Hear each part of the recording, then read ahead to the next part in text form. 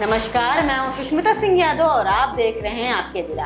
आज हम हैं शालिनी जी के साथ। नमस्कार शालिनी जी। नमस्ते। शालिनी जी सिटीजन डेवलपमेंट फाउंडेशन की फाउंडर हैं, इसी के साथ वो ब्लैक बेल्ट भी हैं। तो शालिनी जी, सबसे पहले हम आपसे जानना चाहेंगे कि आप महिलाओं को आत्मनिर्भर बनाते हैं अपने फाउंडेशन के जरिए और उनको ट्रेनिंग देते हैं, तो कैसे करते हैं आप ये सब? देखिए, ये करते हुए मुझे 17 साल पूरा हो गया है और 30 नवंबर को हमारी संस्था को 18 साल हो जाएगा। ये एक मेरा शुरू से एक सपना था शादी से पहले का। जब मैं स्टडी करती थी तो मैं अपने इर्द गिर्द देखती थी महिलाओं का हर रूप में शोषण होता था।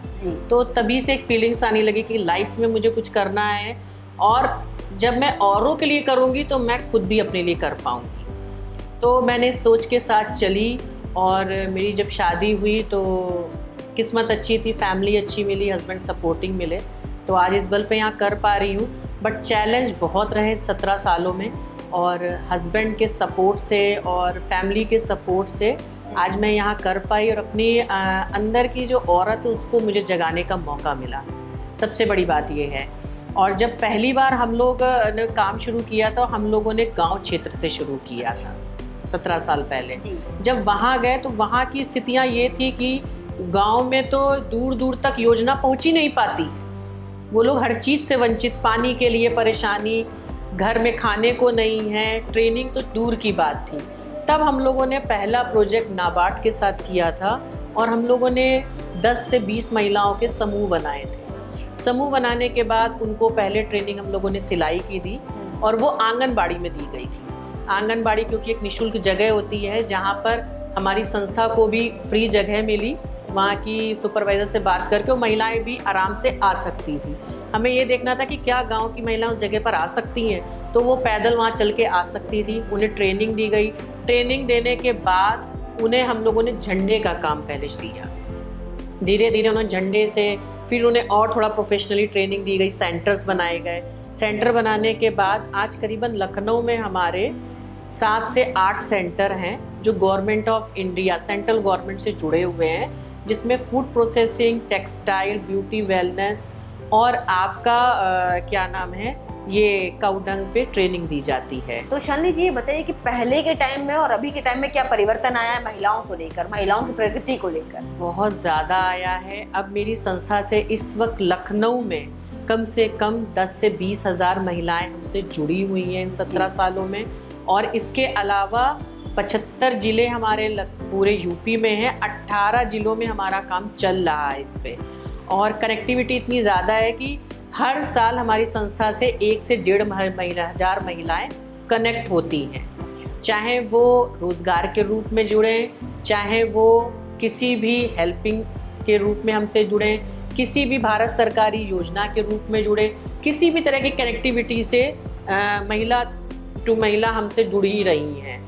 और आज के दौर में कोविड में भी जब हम जहाँ रोज़गार ख़त्म हो गया था उस वक्त हम लोगों ने गाय के गोबर से मैन्युफैक्चरिंग स्टार्ट की थी, क्योंकि इन्वेस्टमेंट कुछ था नहीं, सब कुछ बैंक अकाउंट्स भी हम लोग के बंद थे, बैंक में जा नहीं सकते थे, पैसे की बहुत दिक्कत थी। तब हम लोगों ने यही सोचा कि काउडंग पे काम करते हैं, इजी वे में काम हो जाएगा। तो सस्ते में, हाँ, ये सस्ते में और अच्छा प्रोडक्शन हुआ।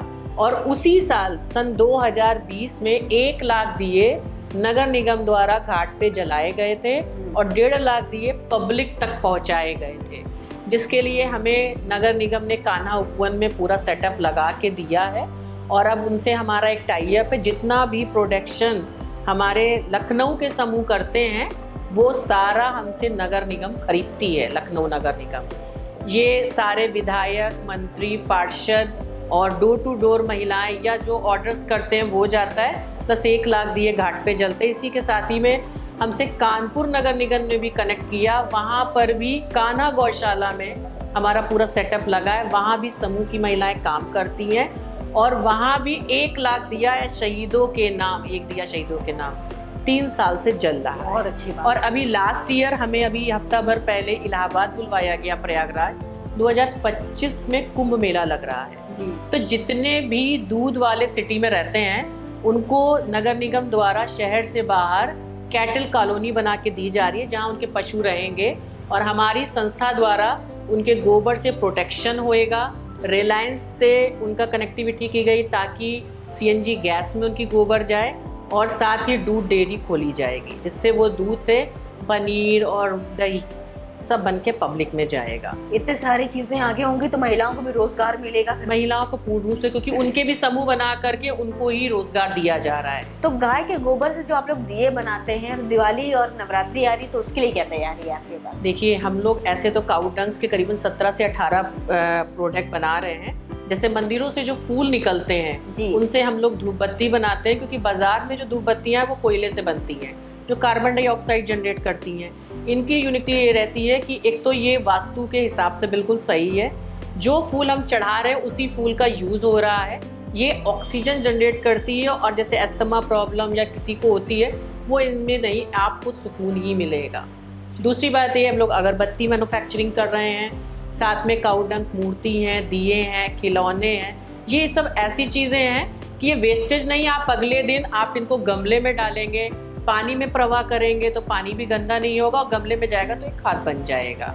आप साल भर बाद मूर्तियाँ लेते हैं हम किसी पेड़ के नीचे, कहीं नदी में, उसे, और वो फिर डिस्पोज नहीं होती हैं, पानी भी गंदा होता है। ये मूर्तियाँ आप गमले के नीचे रखिए, पेड़ के नीचे रखिए, बारिश में ये गलकर खाद बन जाएगी और एक पौधा आपको दे करके जाएगी। बहुत अच्छी बात है, ये इको फ्रेंडली भी है और पर्यावरण के लिए बहुत अच्छी है। तो शालिनी जी, हमें ये बताइए कि आप घरेलू हिंसा के लिए भी बहुत काम कर रही हैं और महिलाओं को प्रोटेक्ट करती हैं होने वाली हिंसाओं से। तो क्या कभी ऐसा मोड़ आया है कि आपके लिए कोई परेशानी खड़ी हुई हो? मेरे लिए बहुत परेशानियां खड़ी हो जाती हैं। कभी कभी हम लोगों को अगली पार्टियों से धमकियां भी आती हैं कि मेट्रो में ना पड़िए, वरना आपकी जान को भी खतरा है, आपके भी बच्चे हैं, व्हाटएवर आती रहती है। बट ज़िंदगी एक मिली है और जब कुछ करने की ठान ली है तो अब सो तो पाएंगे नहीं। तो आप कैसे उन महिलाओं को प्रोटेक्ट करते हैं और उनको काबिल बनाते हैं? देखिए, हमारे साथ 181 भी हमसे कनेक्ट है और 1090 भी हमसे कनेक्ट है। महिला हेल्पलाइंस मोस्टली हमारे साथ रहता है। राज महिला आयोग की जो सुनीता जी हैं, जो वहाँ की सदस्य हैं, वो हैं। मैं काउंसलर भी हूँ ऑलरेडी। तो और पूरी एडवोकेट की पूरी एक लॉबी है जो हमारे साथ कनेक्ट रहती है। और ऐसी फैमिलीज़ का अगर कोई भी केसेस हमारे साथ आता है तो दोनों परिवारों को बैठा करके, क्योंकि हमारा घर जोड़ना है, तोड़ना नहीं, कोशिश पहले यही रहती है।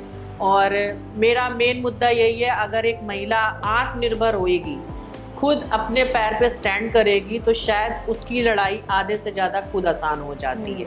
तो अगर मेरे पास ऐसी कोई महिला आती भी है और उसका सेटलमेंट नहीं हो पाता है और वो डिवोर्स लेने के लिए फाइल करती है या लड़ाई लंबी होती है, तो हम लोग ऐसी महिलाओं को रोज़गार से पहले जोड़ते हैं, क्योंकि कुछ दिन बाद चाहे मैका हो ससुराल, लड़की सबके लिए बोझ हो जाती है। और मेरी नज़रों में लड़कियां बोझ नहीं हैं, वो एक ताकत है, सृष्टि को चलाने वाली हम महिलाएं ही हैं। तो शालिनी जी, आप लोग विकलांगों के लिए भी बहुत सारे काम कर रहे हैं और विकलांगों को भी ट्रेनिंग दे रहे हैं, तो उसके अंतर्गत आप क्या काम करते हैं?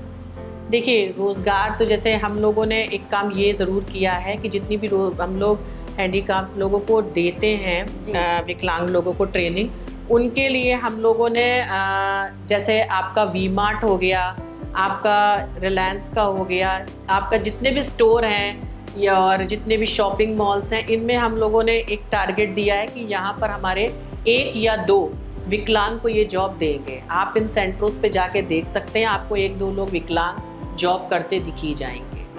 तो इस तरह से हम लोग इनको रोज़गार देते हैं। और अपना खुद का अगर करना चाहते हैं तो हम लोग सरकारी योजनाओं द्वारा, MSME द्वारा या किसी भी बैंक के थ्रू इन लोगों को हम लोन कराते हैं ताकि ये अपने खुद के बिजनेस कर सकें। बाकी गवर्नमेंट ऑफ इंडिया से हम लोग इनकी विकलांग पेंशन भी बनवाते हैं 18 साल के बाद।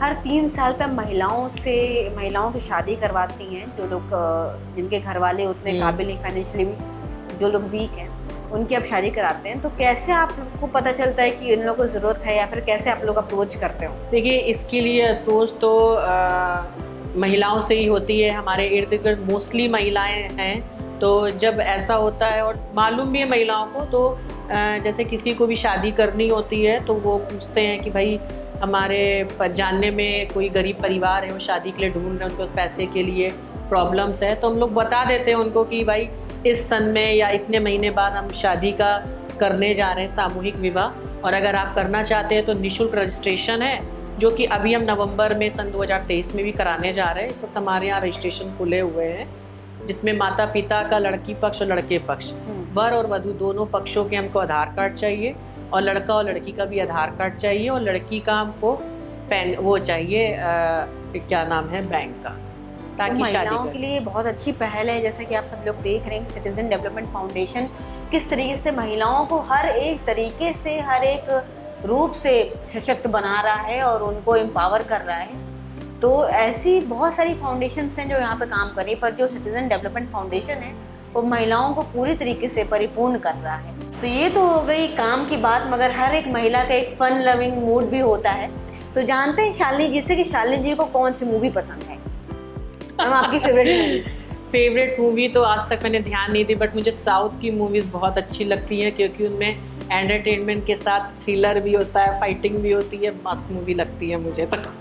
और एक्टर कौन सा पसंद है आपको? एक्टर में तो मोस्टली मेरे हस्बैंड ही मेरे लिए एक्टर हैं, क्योंकि वो मेरी बेटियों के लिए भी आइडियल हैं, तो मेरे लिए भी वो हैं, क्योंकि आज जो कुछ हूँ मैं सिर्फ उनकी वजह से हूँ। क्या बात है। और अगर समाज में हर हस्बैंड ऐसी महिलाओं को सपोर्ट करे, अपनी वाइफों को, तो उनके लिए असली हीरो तो मुझे लगता है वही है और कोई नहीं। Favourite actress? फेवरेट एक्टर्स कोई नहीं है। कोई नहीं है?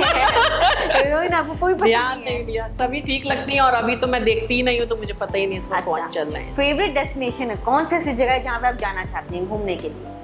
देखिए वैसे तो मैंने कभी सोचा नहीं, बट आपने कहा तो मैं यही सोचती हूँ कि अगर मुझे मौका मिले तो मैं अपने हस्बैंड के साथ मॉरिशस जाना चाहूँगी। वाह क्या बात है। ताकि सुकून के पल मुझे मिले उनके साथ। Favourite colour? फेवरेट कलर मेरा रेड है।